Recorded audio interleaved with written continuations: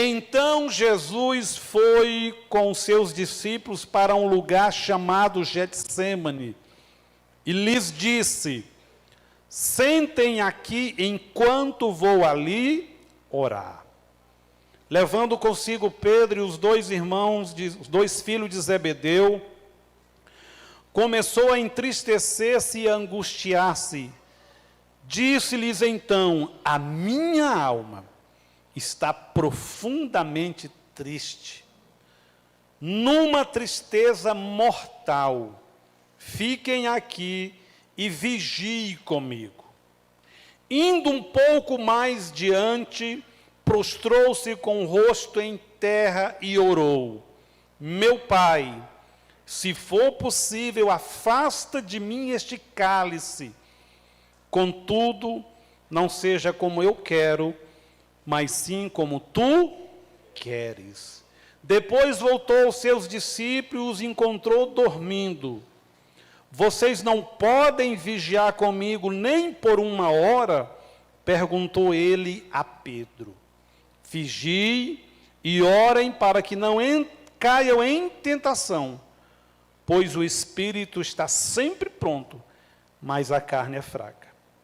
E retirou-se outra vez para orar: meu Pai, se não for possível, afastar de mim este cálice sem que eu beba, faça-se a tua vontade. Quando voltou de novo, encontrou dormindo, porque seus olhos estavam pesados. Então os deixou novamente e orou pela terceira vez, dizendo as mesmas palavras. Depois voltou aos discípulos e lhes disse: vocês ainda dormem e descansam? Chegou a hora, eis que o Filho do Homem está sendo entregue nas mãos de pecadores. Levantem-se e vamos. Aí vem aquele que me trai, ou que me trairá. Amém? Você já parou para imaginar o preço que foi pago para que eu e você desfrutássemos das coisas dos céus? Você já procurou ler cuidadosamente os textos da Bíblia, que principalmente se refere ao finalzinho do ministério de Jesus? E existe uma carta do apóstolo Paulo, que na teologia é chamada de carta paulina, que é a carta de Filipenses, que ele fala que ele se entregou, se humilhou, e esta entrega, essa humilhação com morte de cruz. E lá vai descrever que ele deixou toda a sua posição de glória no céu, de autoridade, de paz, está ao lado do Pai, está na atmosfera celestial, para vir para esse mundo, que a atmosfera dele era de uma atmosfera caída, de muita ação das trevas, de muita ação do inimigo. Então, às vezes a gente olha para a obra que comprou, que pagou o preço pela nossa salvação, e a gente olha muito especificamente para a questão do sofrimento da cruz. Mas, irmãos, quando Isaías, no capítulo 6, a Bíblia diz que tem uma reunião no céu, e o Pai brada, ansioso, vendo o caos que o ser humano estava, que o mundo estava, e aí a Bíblia vai dizer que houve alguém que deu uma resposta àquele clamor de Deus.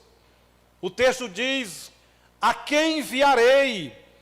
Quem há de ir por nós? Aquela é uma reunião que se dá nos céus, e a Bíblia diz que houve silêncio no céu. E alguns pregadores dizem porque lá não tinha alguém do gênero feminino. Eu não sei se tem só anjo ou se tem anja. mas nem as anjas falaram. Até que alguém levanta e diz: eis-me aqui, envia-me a mim. E ali nós temos um momento duplo, ao mesmo tempo que Isaías está sendo tocado e fala dele, da sua disposição de recomeçar o ministério, de se purificar, de cumprir o propósito de Deus, profeticamente, ele é a voz do Cristo, ele é a voz do Messias, é a voz do Filho de Deus. É Jesus dizendo: Pai, envia-me, eu topo essa parada. Ninguém se ofereceu, nenhum anjo, por mais poderoso. Então o preço começa a ser pago para a nossa salvação a partir do momento que o texto de Isaías fala da resposta dele, da decisão de se oferecer, de se entregar. Mas quando a gente olha a carta aos Efésios, vai dizer que ele estava pronto, que a oferta estava pronta, que para Deus o sacrifício já tinha sido feito desde a fundação do mundo.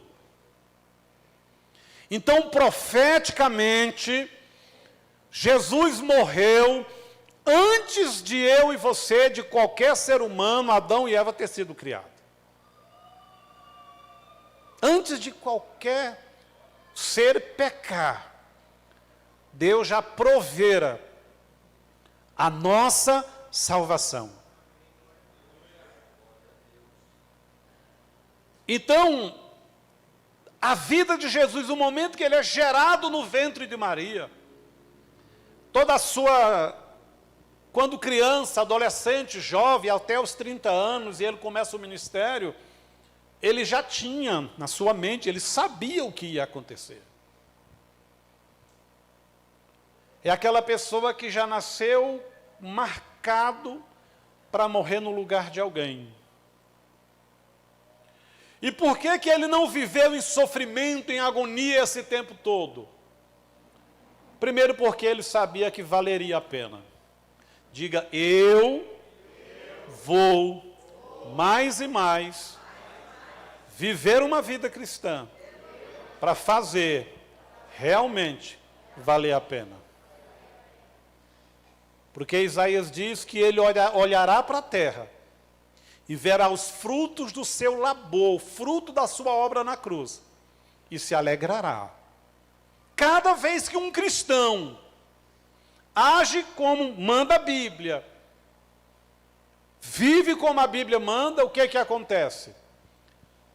Jesus é glorificado, Deus é glorificado. Glorificado. Deus é glorificado. Seu testemunho, sua atitude de fidelidade, exalta ao preço a obra que ele fez na cruz. E nós temos aqui, apenas em 10 versículos, do 36 ao 46, o momento mais crucial desse preço, o fechamento. Nós sabemos, irmãos, que o momento do Getsêmani foi um momento muito pesado. Muito pesado. Muito pesado. Quando Jesus vai para a cruz, é a parte prática. Mas o momento que ele enfrenta aquela tensão espiritual e a própria tentativa da fuga da sua alma é no Getsêmani, no texto que nós lemos. Tanto é que a Bíblia diz que foi ali que ele esmagou a cabeça ele pisou na cabeça da serpente. Porque para Cristo, ele não só já nasceu crucificado, mas nesse texto, em prática, ele já tinha morrido. E a gente vai ver nos evangelhos, ele sempre falando, é necessário que o Filho do Homem vá para Jerusalém, sofra na mão de pecadores, etc, etc. mas ao terceiro dia ressuscitará.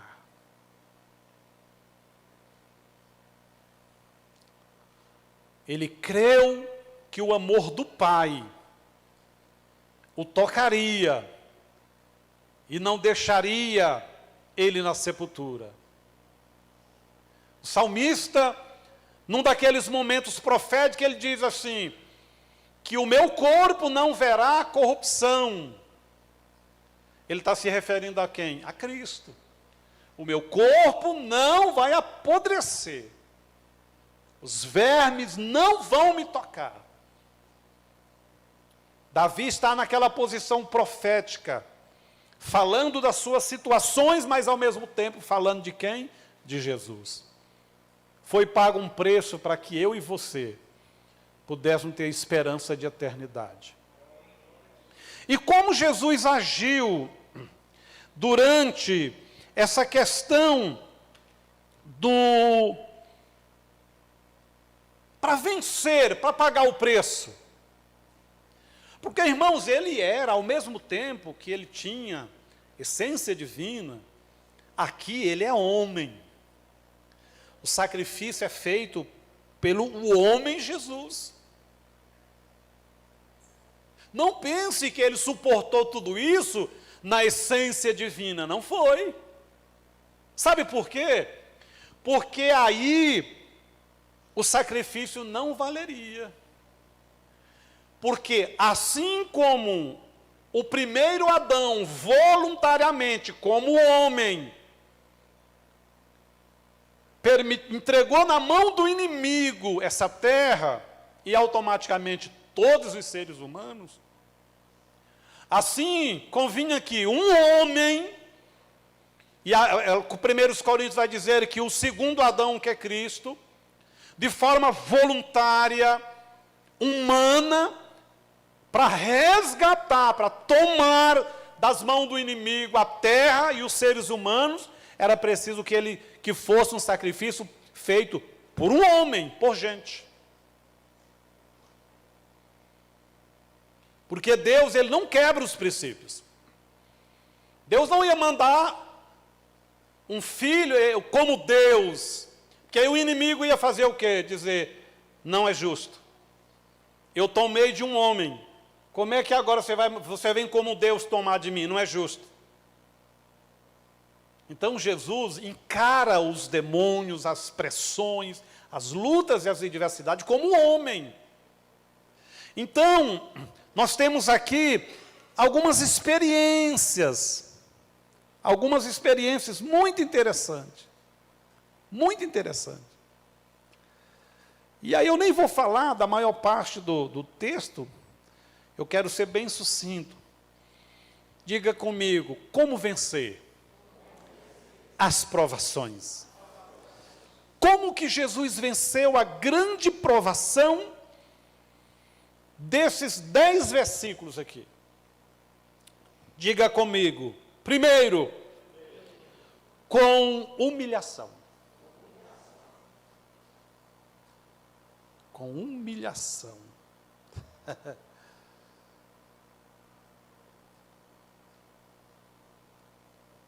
Irmãos, porque tudo, a primeira característica que levou Jesus a vencer, pagar o preço pela nossa salvação, nesse momento de oração, foi uma atitude de humilhação.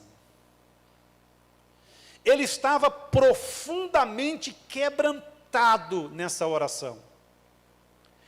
É a oração de maior contrição na Bíblia. Contrição física, emocional e mais ainda espiritual. Sabe aquele momento de oração que você tem que estar lá por inteiro, completo? Assim foi. Normalmente, na vida cristã, quando a gente consegue conquistar algo, é porque a gente está voltado inteiramente para aquilo. A gente é intenso. Aquilo que a gente não conquista, que está sendo empurrado, que não resolve, Normalmente é porque a gente não teve uma postura de fato, uma atitude de fato. Certo pregador excelente, usado, chega um jovem diante dele e diz: eu quero ser usado por Deus. Vendo ele ser usado, ele disse: o que você já fez? Eu já fiz isso, isso e isso.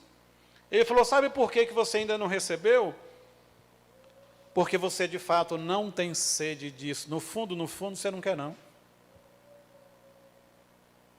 E o discurso do jovem parecia muito convincente acerca do que ele já tinha feito. Ele disse: no dia que de fato você desejar, com todo o seu ser, você vai conquistar. E tem uma antiga ilustração acerca disso. Que um rapaz procura o seu mentor e diz que ele queria demais algo de Deus, e tinha um tambor de água do lado do monitor, do seu discipulador. Falou: então tá, vem cá. Pegou ele assim, virou dentro do tambor de água e deixou lá dentro afogando.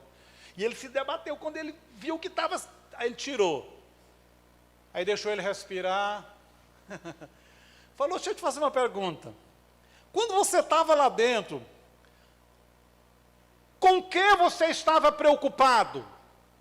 Ele falou: com absolutamente nada, eu só queria uma coisa: respirar. Ele disse: no dia que você desejar Deus, com essa intensidade que você queria respirar, Deus fará o que você está buscando. Enquanto nós estamos divididos com tantas coisas, colocando tantas coisas secundárias, iguais às mais importantes, a gente às vezes não recebe as coisas mais importantes.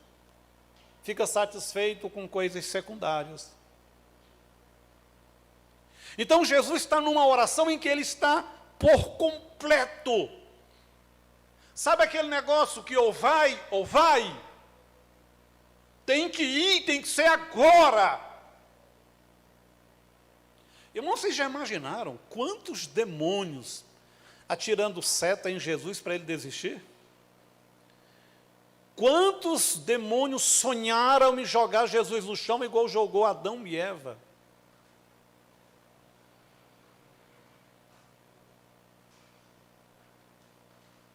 E Adão e Eva, recebem uma proposta e cedem num jardim. Recebem uma proposta no paraíso, no ar-condicionado, no bem bom, e abandonam Deus. Jesus está, diga, no Getsemane, ou no Getsemane. O que significa Getsemane? Lugar da prensa do azeite, lugar do azeite.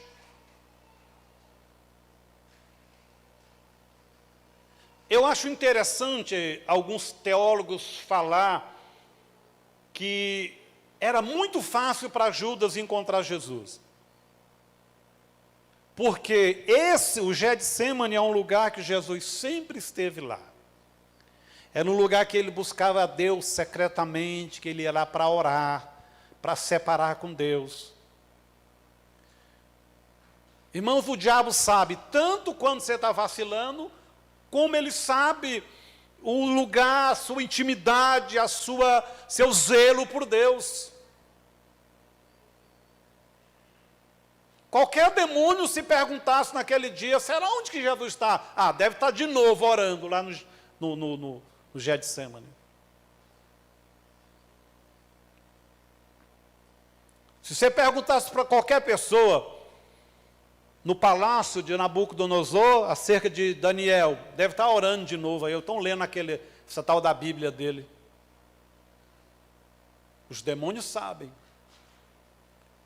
Então, diante de tamanha guerra, de tamanho desafio, o preço que deveria ser pago, ele se humilhou profundamente diante de Deus. O que o versículo vai dizer? Que ele colocou o rosto em terra, afastando um pouco colocou o rosto no pó, e diga, isso é humilhação.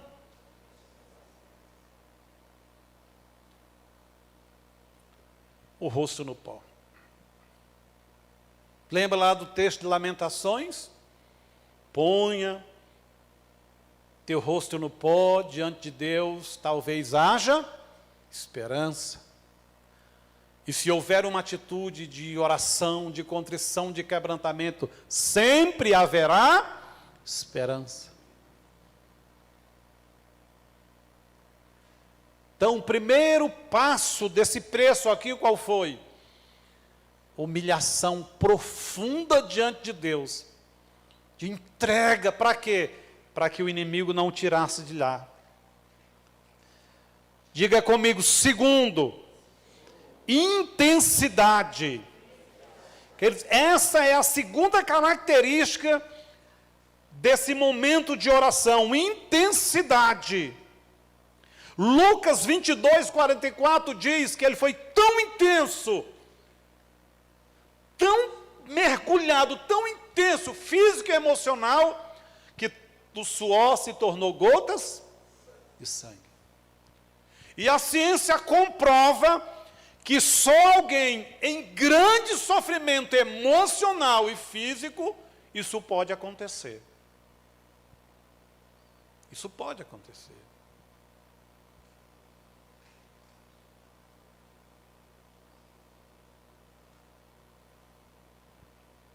A questão aqui, de o seu suor se tornar gota de sangue, não é fraqueza, era intensidade.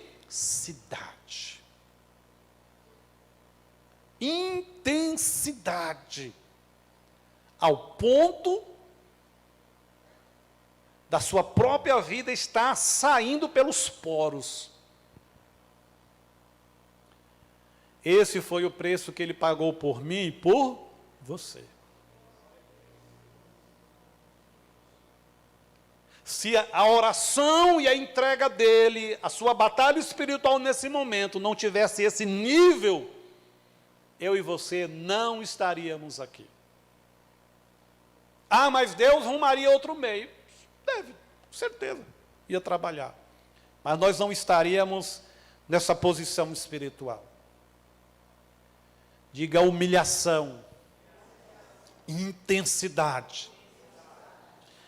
Terceiro, diga perseverança. O texto vai dizer que ele orou uma vez, por 3 vezes. Orou uma vez, voltou, os discípulos estavam assim meio... Orou de novo, chegou e estava dormindo de vez. E pela terceira vez, com a mesma humilhação, com a mesma intensidade, ele perseverou diante do Pai.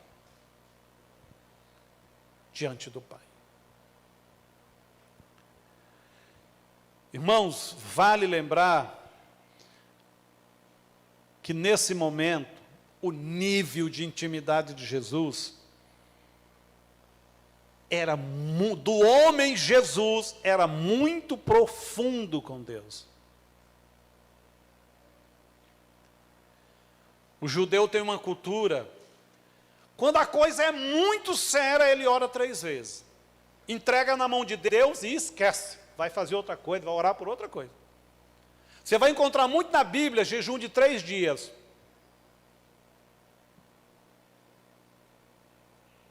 Que o judeu tinha esse negócio. Irmão, quando o trem está feio e grave, jejum 3 dias. Ou então ora 3 vezes, descansa. Por isso que eles oravam 3 vezes ao dia. Porque também para manutenção da sua comunhão com Deus, eles oravam 3 vezes. Aí nós vamos usar aí uma linguagem figurativa, a gente vai dizer, porque aí ele agradava ao Pai, ao Filho e ao Espírito Santo. Ele orava 3 vezes. Mas os 3 são um, então ele estava agradando 3 vezes ao dia.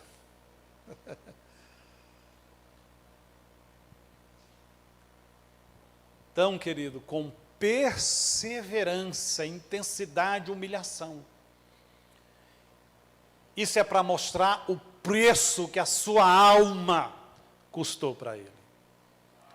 Para mostrar o tamanho da dificuldade, a pressão espiritual, o levante do inimigo, para que hoje a gente desfrute da graça de Deus. Da graça de Deus. Irmãos, está uma moda aí, a tal da hipergraça. Você pode tudo. Ih, irmão, você pode bagunçar o coreto, que a graça, a hipergraça, aí Deus vai ter que te engolir.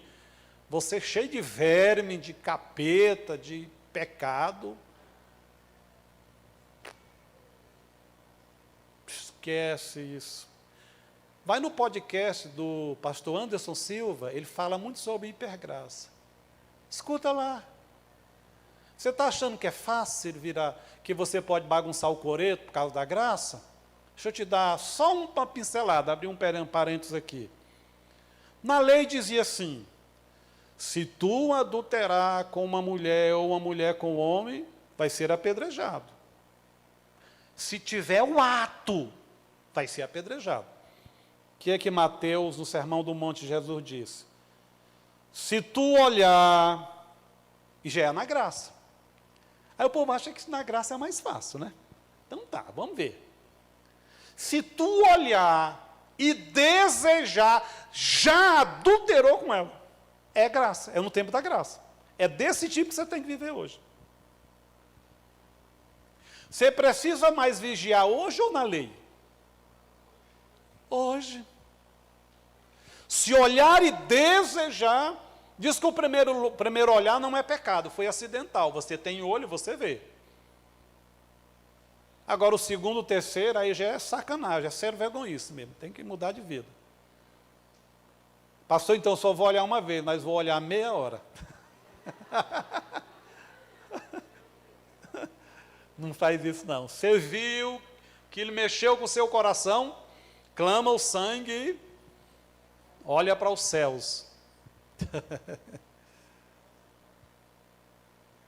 Então, irmãos, cuidado com essa graça que está sendo oferecida aí. Cuidado. Cuidado. O negócio é sério. Vocês se lembram lá da parábola dos talentos? O cidadão comparece diante do Senhor. Ele foi disciplinado só porque ele não multiplicou o que ele recebeu. Porque na vida cristã você tem que saber qual é a vontade de Deus para a sua vida, saber como fazer isso e o tempo disso. O que vai fazer, como fazer e o tempo disso. Mas o cidadão está na época da graça, viu, pastor Evanildo? E levou açoites porque não multiplicou, ele guardou, preservou e devolveu. A Bíblia diz assim, açoites nele. Isso é graça. Aquela parábola está no tempo da graça. Irmão, você quer saber de um grande segredo, que não é segredo? Toda pessoa que vem com essa conversa dessa graça barata, no fundo, deixa ele pecar, se ele não corre pedindo misericórdia. Eu duvido que ele aguente ficar, achando que vai ser salvo de qualquer jeito. Eu duvido, porque existe a lei da consciência do Espírito. A Paulo disse, a sua consciência vai te acusar. Eu gosto sempre do padrão de segurança. Certa pessoa conversando com um religioso, disse, olha, eu prefiro acreditar em Jesus, esperar nele e santificar a minha vida. Se você prefere reencarnar várias vezes, eu acho um risco muito grande, então eu não vou correr esse risco de esperar várias reencarnações para estar melhor. Eu já vou garantir agora, eu vou ficar em Jesus. É mais seguro, é mais seguro. E outra coisa, não, diga o preço já foi pago. Nesta oração, em quarto lugar, ele estava numa posição de vigilância. Essa é a quarta característica da oração desse momento de Jesus, em vigilância. O que ele fala para os discípulos?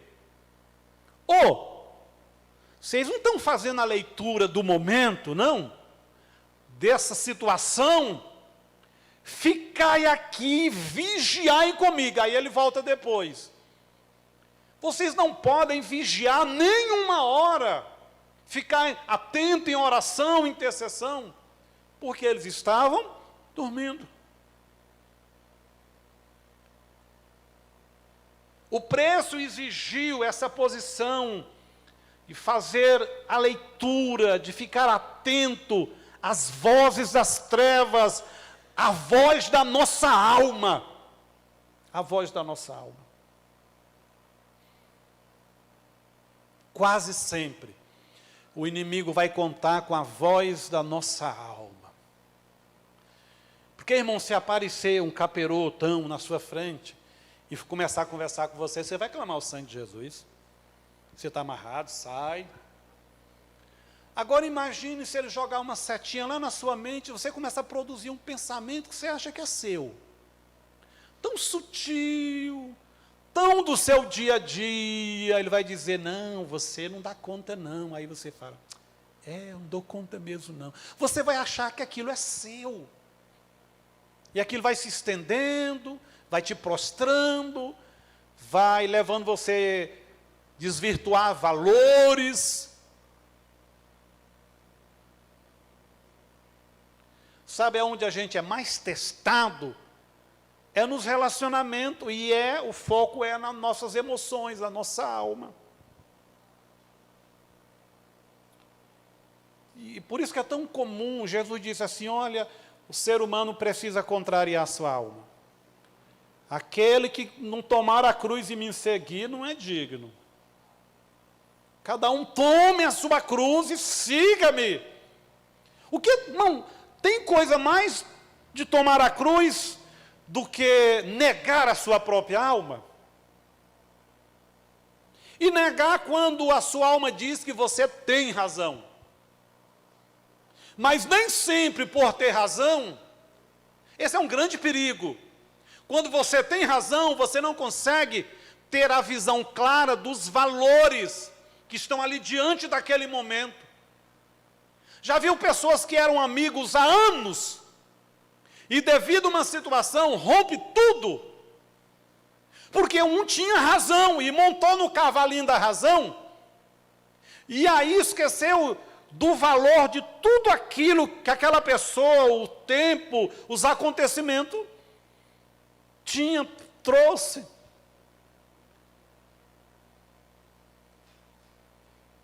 Perca coisas, mas não perde relacionamento não.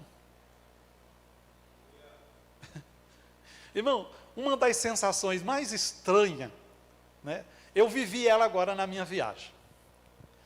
Pensa uma sensação estranha, um negócio assim, desagradável. É você chegar num lugar que você olha e você ainda lembra de todo mundo, mas alguns passam por você e não te conhecem mais. É estranho demais.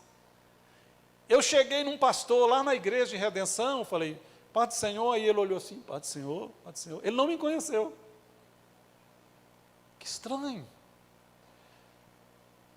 Mas é assim, não é que ele não quis, ele não conheceu mesmo, eu tenho certeza. Porque ele me tratou como se eu fosse um visitante, só Pai do Senhor, tudo bom? E aí, ele saiu, conversou, eu fiquei olhando para ele, né? Ele não me conheceu. É tão estranho. Agora, você imagine se eu tivesse tido um problema, e eu tivesse rompido esse relacionamento, aquele abacaxi todo. Seria complicado, doloroso. Porque quando eu saí de lá, eu era peso-pena, 58 quilos. Aí eu cheguei lá com 84. O irmão não vai me conhecer, porque ele conheceu uma alma, que para sentir o corpo tinha que tocar, procurar. Agora o irmão está mais assim, que nem diz no Maranhão, mimoso. Irmão, no Maranhão é um show. Quando os avós da gente encontravam a gente, aquele menino gordinho, bochechudinho, falava, meu Deus, mas como está mimoso, saudável. Quando alguém te falar no Maranhão que tu está mimoso e saudável, desconfia que tu está gordinho.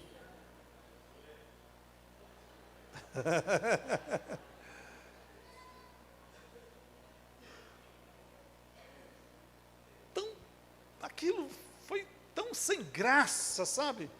E para piorar, era num velório de uma pessoa assim, que a gente tem muita consideração, aquele negócio assim. Mas a pastora me ficava assim, meio perdido, né? E engraçado é que era tipo assim, nos reconheceu, nos tratou com alegria, mas eu pergunto, a minha alma lembrou dos 99? Não. Falei, gente, que estranho. Fiquei olhando para ele, né? Falei, se tivesse uma máquina, eu ia entrar agora para voltar pelo menos a 60 quilos, para ele ver que eu estou aqui. Ei, seu cabra, você está do mesmo jeito, né? Bonito. Está mais novo. Estava não. Queridos, existem muitas coisas que em momento crucial, pode nos tirar do foco. Pode arrancar da gente. A gente está com a mão na maçaneta para abrir a porta da bênção e tirar a gente. Então Jesus estava totalmente vigilante, porque era hora que vinha ataque de tudo quanto era lugar. Tudo quanto era lugar. Ataque físico, mental, emocional, espiritual, terrível. Terrível. Então lembre que foi pago um preço e que as atitudes dele em pagar o preço, aqui, é uma receita para mim e para você. Rapaz, se eu pegar esse negócio de humilhar, de intensidade, e vigilância, e etc., esse negócio vai funcionar para mim? Vai. Já observou que quando a gente faz um propósito, libera uma unção, libera uma intimidade maior? É assim. Aquela coisa feita só para constar, não atrai unção, liberar profético. Mas quando a gente se propõe, tem mais resistência também, né? Mas a gente sente um liberar de Deus. A gente sente. Eu estava compartilhando com o Hermínio, eu estou fazendo um teste. Eu conversando com o Lucas e o Edilson, eu falei, gente, eu lembrei do Otmania, eu falei, eu vou fazer um teste. Eu vou fazer um teste para ler a Bíblia em 40 dias. Que o Otmania testemunha que ele leu a Bíblia várias vezes, e ele fala de várias formas. Ele lia o Novo Testamento durante toda a vida dele, ele lia uma vez por semana o Novo Testamento, mas ele ficou muitos anos preso também, mais de 20 anos. Então ele lia muito. Eu falei, aí eu peguei a minha Bíblia NVI, né? Eu acho que tem 1.600 e poucas páginas. Acho que é. 1.641. Falei, dividi tudo, falei, ó, vai dar 40 páginas, ponto 15 ou ponto 17. Aí, sempre que eu olho para o tamanho da Bíblia, eu lembro dos alunos, eu já fui muito no Araújo Jorge, e os alunos passam para ir para a faculdade, não passa? E eles passam com uns livrinhos assim de medicina ou direito. Eu falei, rapaz, se o cara, para ter algo humano, está lendo esse trem desse tamanho, eu para ter o céu, olha o tamanhozinho de uma Bíblia, irmão. É vergonhoso não ler. Aí eu pensei, ler 40 páginas por dia, você lê a Bíblia em 40 dias. 40 páginas e meia. Você vai ler a Bíblia em 40 dias. 40 dias. Então, aí eu peguei, li o primeiro dia, o segundo dia. No primeiro dia, eu li até o capítulo 22 de Mateus. À noite eu tive um sonho tão espiritual. Acho que eu sonhei assim, de 1 da manhã às 5:30. Mas eu tive um sonho tão espiritual, irmão, que negócio extraordinário, que de manhã, quando eu levantei, parece que eu tinha recebido assim, por uns 10 anos. Falei, uai. Aí eu liguei o rádio no outro dia, numa rádio evangélica, aí o camarada está falando sobre os efeitos de quem lê a Bíblia. Uma vez por semana, quase nada. 2 vezes por semana, muito pouca coisa. A partir de 4 vezes ou todo dia, rapaz, você não tem ideia o que a ciência comprovou com esse negócio. Quem lê a Bíblia todo dia, acaba essa sensação de estagnação física, mental, espiritual. Sabe aquela sensação de fraqueza espiritual? Você coloca de pé.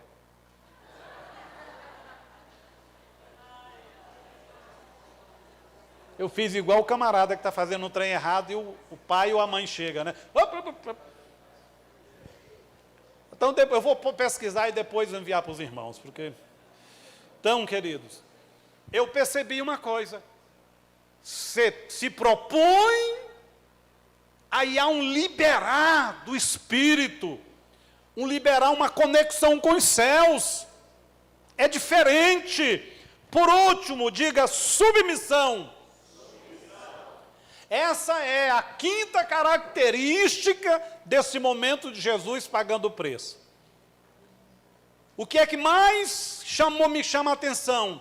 É que toda vez que a alma, a sua carne, a sua natureza humana dizia, afasta de mim esse cálice, dá um jeito, no final ele dizia o quê? Todavia, não faz o que eu quero, nem como eu quero, faz a tua... Diga submissão. Porque às vezes a gente até quer algo, a gente até tem uma disposição de pagar o preço, desde que seja o que eu quero, da forma que eu quero, no tempo que eu quero. Agora, uma das coisas mais lindas na oração, é que quando você está em oração, Deus trabalha para fazer o que você está pedindo, mas primeiro Ele trabalha em você. Irmão, essa é a grande bênção, uma das grandes bênçãos da oração. Deus, Ele vai trabalhar para trazer à existência, porque Isaías diz que Deus trabalha para aqueles que nele confia. Quem confia ora, quem confia semeia, quem confia congrega. Então, quem ora já recebeu a bênção, porque já recebeu a bênção de Deus estar trabalhando na sua vida. Pastor, mas eu não abro mão da bênção não. Amém, glória a Deus. Então, ó, chega junto. Chega junto. Foi pago um preço. E nesse momento de intercessão, de oração, ele humilhou, ele vigiou, foi intenso, entrega total, e foi submisso. Pai, não a minha, mas a tua vontade. Feche os seus olhos. Obrigado, Pai. Obrigado, Senhor Jesus, porque o Pai confiou ao Senhor uma obra tão grandiosa, e o Senhor foi fiel, mais do que qualquer outro, na grande casa de Deus, a terra. Obrigado pelo Senhor ter suportado o que nenhum de nós, com certeza, daria conta de pagar. E que possamos, Senhor, nesta semana, termos atitudes, ó Deus, que venha atrair o teu olhar, e que o olhar de Jesus seja de aprovação, de alegria, de dizer, lá está meu servo e a minha serva, fazendo as coisas como manda a minha palavra. Bendito seja o Senhor. Te adoramos, Pai, te adoramos, Jesus, Ó Espírito Santo, nos enche para honrar tamanha bênção, a bênção da salvação, tamanha bênção de ter o nosso nome no livro da vida, dos anjos ser liberado para acampar e nos guardar e nos livrar. Que o teu povo nesta noite seja abençoado, tenha uma semana abençoada, Deus de livramento no trânsito, na escola, no trabalho, em casa. Deus, que o teu exército acampe para livrar e guardar aqueles que têm um desafio nessa semana, um compromisso, algo a resolver. Senhor, vai na frente do teu filho e da tua filha e os conduz em vitória, que haja resposta, porque o preço foi pago e nós estamos posicionados, crendo na nossa vitória, crendo na nossa bênção, ser conosco, Senhor, para a honra e glória do teu santo nome. Você pode aplaudir o Senhor e ficar de pé, que nós já vamos encerrar.